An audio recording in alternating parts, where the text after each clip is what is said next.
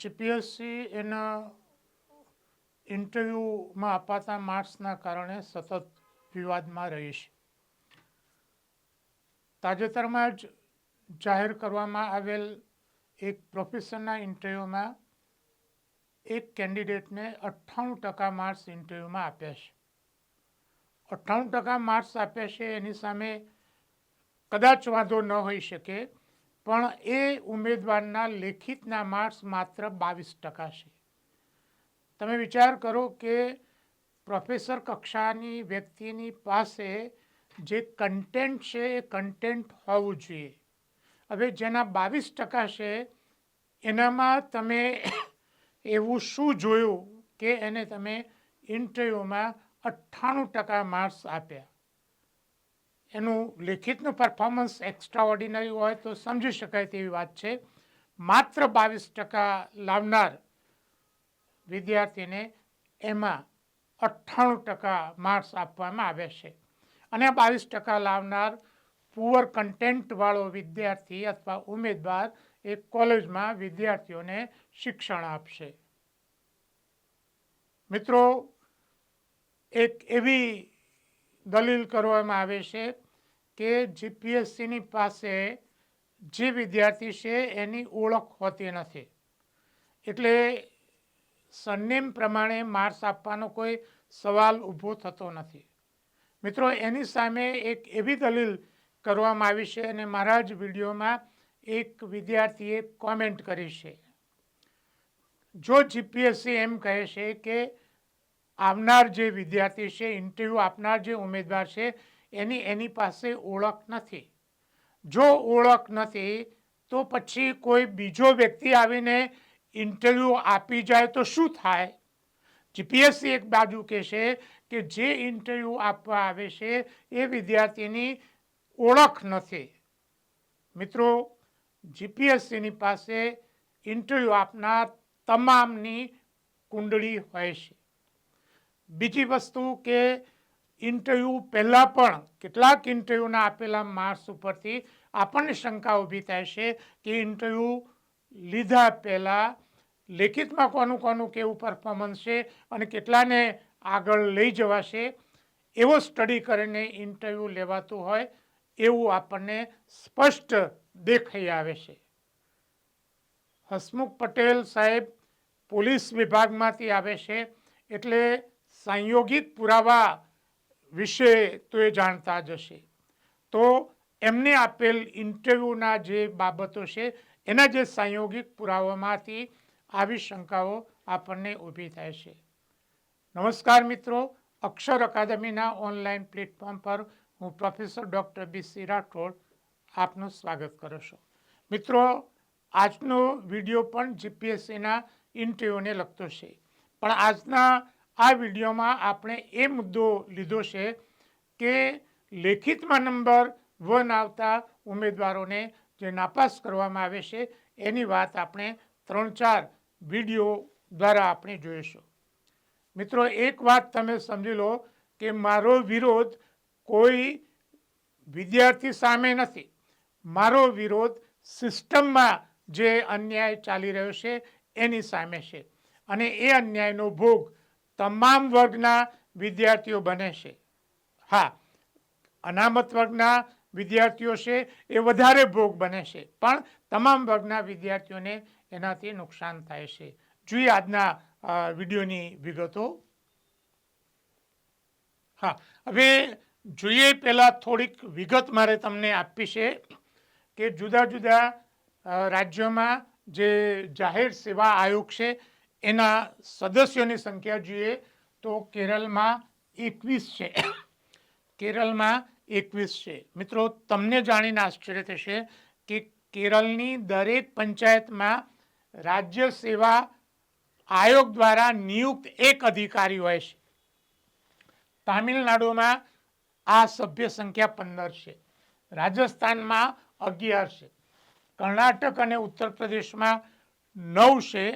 ગુજરાતમાં જીપીએસસીની સભ્ય સંખ્યા 7ની છે. અને મિત્રો, આ 7માંથી 5 જગ્યાઓ અત્યારે ખાલી છે. 7માંથી 5 જગ્યાઓ અત્યારે ખાલી છે. અને ચેરમેન સાથે જે 3 ઉમેદવાર છે એ ત્રણેય ઉમેદવારો જનરલ કેટેગરીના છે. અનામત વર્ગનો કોઈ પ્રતિનિધિ નથી. એટલે કે હાલમાં 5 જગ્યાઓ જીપીએસસીમાં ખાલી છે. હવે આપણે જે અહીંયા વાત કરીએ છીએ કે ગુજરાતમાં જે અધિકારીની જે ભરતી થાય છે એ ભરતી 2 રીતે થાય છે. રેગ્યુલર ભરતી, જેને આપણે પ્રિલિમ, મુખ્ય અને ઇન્ટરવ્યૂ, એને આપણે રેગ્યુલર ભરતી કહીશું. સીધી ભરતી એટલે કે એક પરીક્ષા અને ઇન્ટરવ્યૂ, એને સીધી ભરતી કહીશું. આરટીઆઈ મુજબ 2017-18 થી 2022-23 દરમિયાન જીપીએસસી દ્વારા 15,939 ઉમેદવારોની વર્ગ 1-2 અધિકારી તરીકે ભરતી કરવામાં આવી. સંખ્યા છે 15,939, રાઈટ. એમાં રેગ્યુલર ભરતી એટલે કે પ્રિલિમ, મુખ્ય અને ઇન્ટરવ્યૂ 5,047. સીધી ભરતી એટલે કે એક પરીક્ષા અને ઇન્ટરવ્યૂ 10,892. 10,892 ક્લાસ 1-2 અધિકારીની ભરતી સીધી ભરતી દ્વારા કરવામાં આવી. એટલે કે 68%, 68.33%. ગુજરાતમાં 68% અધિકારીઓની ભરતી, 100માંથી 68 અધિકારીઓની ભરતી આ સીધી ભરતી દ્વારા કરવામાં આવે છે. અને આપણે જોયું તેમ સીધી ભરતીમાં કેટલીક વાર સીધું સેટિંગ થતું હોય છે. આ જે સીધી ભરતી છે એમાં 300 ગુણની એમસીક્યુની લેખિત પરીક્ષા, 300માંથી જે ગુણ આવે એને 6 વડે ભાગવાના, અને જે લેખિત, ધારો કે 300માંથી કોઈને 180 આવ્યા તો 6 ભાગો તો એનું લેખિતનું મેરિટ 30 થયું. જ્યારે ઇન્ટરવ્યૂ 100 ગુણનું છે અને જે આવે એને 2 વડે ભાગવાના. એટલે કે ઇન્ટરવ્યૂ પણ 50% અને લેખિત પણ 50%. મિત્રો, આના લીધે પરિસ્થિતિ એવી ઊભી થાય છે કે લેખિતમાં નંબર 1 વિદ્યાર્થી ઇન્ટરવ્યૂમાં એ નાપાસ થઈ જાય છે, અને જેના સૌથી ઓછા ગુણ આવ્યા હોય લેખિતમાં એવા વિદ્યાર્થી ઇન્ટરવ્યૂના પરિણામે પાસ થઈ જાય છે. આપણે જોયું તેમ 22% લેખિતમાં લાવનાર ઇન્ટરવ્યૂમાં 98% મળે છે. હા, એટલે ઇન્ટરવ્યૂનું વેઇટેજ લેખિત કરતાં હંમેશા ઓછું જ હોય છે. સુપ્રીમે પણ એના ચુકાદાઓમાં કહ્યું છે, પણ આ પદ્ધતિમાં લેખિતના જેટલું જ એનું વેઇટેજ છે. એટલે મિત્રો, 300માંથી 300 લાવનાર પણ જો ઇન્ટરવ્યૂ લેનારની મહેરબાની ન હોય તો એ નાપાસ થઈ શકે, રાઈટ. એટલે આ વાત આપણે તમારે જાણવાની છે. જોઈએ વિગતો. હા મિત્રો, આ જે વેઇટેજ છે એની વાત કરીએ તો જીપીએસસીમાં હાલનું ઇન્ટરવ્યૂનું વેઇટેજ 13.58% છે. જુદા જુદા રાજ્યોમાં જોઈએ તો ઉત્તર પ્રદેશમાં 13.04%, રાજસ્થાનમાં 10.71%, છત્તીસગઢમાં 9.09%, મધ્યપ્રદેશમાં 11.11%, હરિયાણામાં 12.5%, તામિલનાડુમાં 13.4%. મિત્રો, તેલંગાણામાં તો ત્યાં ઇન્ટરવ્યૂ જ નથી, રાઈટ. એમાં એના પ્રસાદ નથી. પરંતુ ગુજરાતમાં આ ઇન્ટરવ્યૂનું વેઇટેજ 50% છે, અને આખો ખેલ આ 50% ઇન્ટરવ્યૂના વેઇટેજમાં થાય છે. મિત્રો, સુપ્રીમ કોર્ટનો અગાઉનો એક ચુકાદો છે અશોક કુમાર યાદવ વિરુદ્ધ હરિયાણા રાજ્યમાં, અને એમણે કહ્યું છે કે આ ઇન્ટરવ્યૂનું પ્રમાણ 12.2%થી વધવું ન જોઈએ. એમાં એ પણ વાત કરી છે કે ઇન્ટરવ્યૂ કરતાં લેખિત એ મહત્ત્વનો છે. છતાં ગુજરાતમાં આ 50% વેઇટેજના પરિણામે, અને મિત્રો તમે વિચાર કરો કે 68% અધિકારીઓની ભરતી આ 50%ના ઇન્ટરવ્યૂ પ્રમાણે થાય છે. એટલે એમાં ધાર્યું કરવું હોય ઇન્ટરવ્યૂ કમિટી કરી શકે છે. જોઈએ એના પછીનો મુદ્દો. હવે મારે તમને કેટલાક એક્ઝામ્પલ અને ઉદાહરણ તમને આપવા છે, એ આપણે જોઈએ. હા, આર્કિયોલોજીકલ એન્જિનિયર વર્ગ 2માં નંબર 1 સાથે 189 ગુણ લાવનાર ઇન્ટરવ્યુમાં 100માંથી 20 ગુણ આપવાથી નાપાસ થયો. રાઈટ? આ વસ્તુ તમે સમજો કે નંબર 1 લેખિતમાં નંબર 1 આવનાર વિદ્યાર્થી જેના 300માંથી 189 ગુણ છે, ઇન્ટરવ્યુમાં માત્ર 20 ગુણ એટલે નાપાસ થયો. રાઈટ? આપણે એવું નથી ઈચ્છતા એનો નંબર 1 આવે, પણ લેખિતમાં નંબર 1 હોય એ ઇન્ટરવ્યુની થોડી ઘણી તો તૈયારી કરતો હોય. જ્યારે 109 ગુણ લાવનાર ને ઇન્ટરવ્યુમાં 78 ગુણ આપવામાં આવ્યા. મિત્રો, તમે આખો તફાવત જોઈ શકો છો કે લેખિતમાં 80 માર્ક્સ વધારે લાવનાર વિદ્યાર્થી ઇન્ટરવ્યુમાં નાપાસ થઈ જાય છે. મિત્રો, આ છે 50% વેટેજના ઇન્ટરવ્યુની કરામત. બીજી પરીક્ષા, ઔદ્યોગિક સુરક્ષા અને સ્વાસ્થ્ય અધિકારી વર્ગ 2ની પરીક્ષા. એમાં 300માંથી 208.50 ગુણ સાથે આવનાર પ્રથમ નંબરે 2 વિદ્યાર્થીઓ છે. આટલા ગુણ લેખિતમાં આવનાર 2 વિદ્યાર્થીઓને ઇન્ટરવ્યુમાં 35 ગુણ આપતા બંને નાપાસ.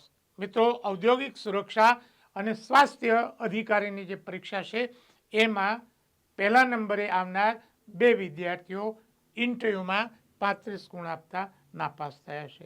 અને મિત્રો, આ બંને વિદ્યાર્થીઓ જનરલ કેટેગરીના છે. એટલે ઇન્ટરવ્યુમાં 50%નું જે પદ્ધતિ છે એના લીધે અન્યાય બધાને થાય છે. જ્યારે 157.75 ગુણ લાવનાર એને સૌથી હાઈએસ્ટ 80 ગુણ આપ્યા છે. તમે વિચાર કરો કે 208 લાવનારને 35 ગુણ, જ્યારે 157 લાવનારને 80 ગુણ, એટલે આ પાસ થઈ જાય છે. આપણે એક બીજો વિડીયો બનાવવાના છે કે સૌથી ઓછાવાળાને હાઈએસ્ટ ગુણ. એ વિડીયો આપણે આના પછી મૂકીશું. ત્રીજી પરીક્ષા જોઈએ, આદિજાતિ વિકાસ અધિકારીની પરીક્ષામાં લેખિતમાં મેરિટ આવનાર 1 થી 10 વિદ્યાર્થીઓમાંથી 5 વિદ્યાર્થીઓ નાપાસ થયા છે અને 5 ઓબીસીના છે.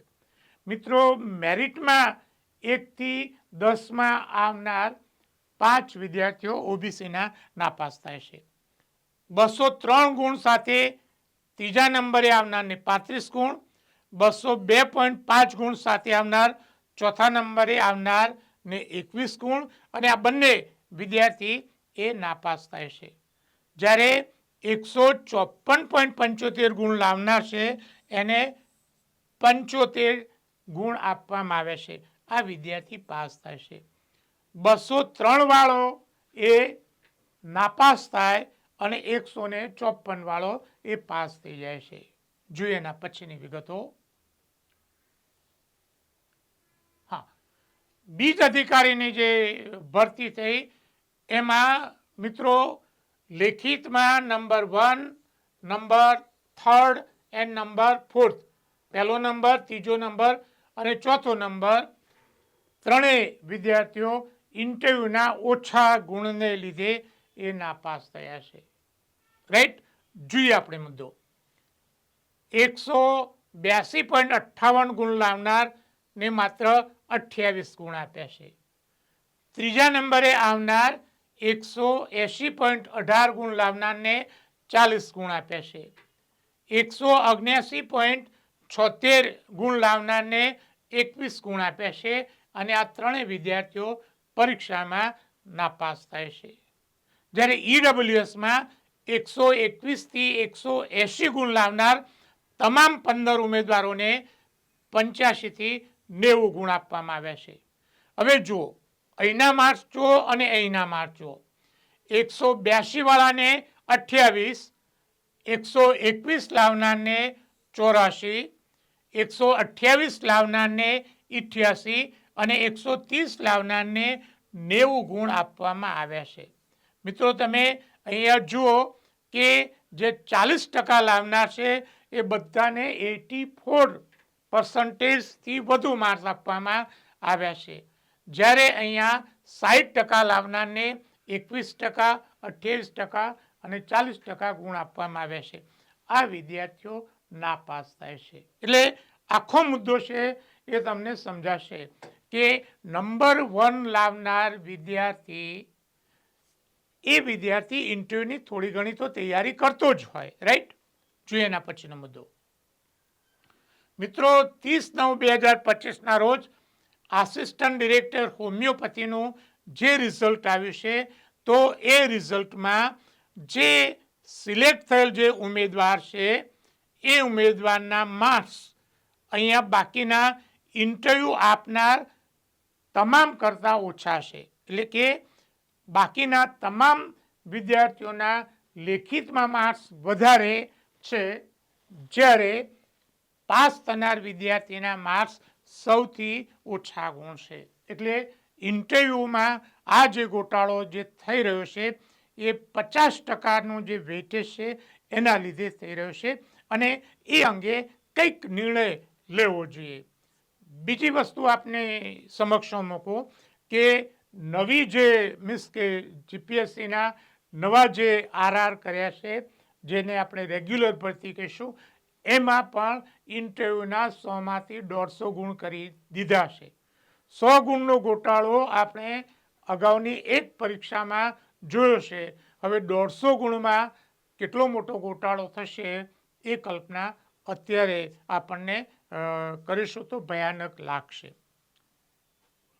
મિત્રો, ઇન્ટરવ્યૂ અંગેના જે અન્યાય અંગેનો આ જે વિડીયો છે, જોયો ન તો જોઈ લેશો.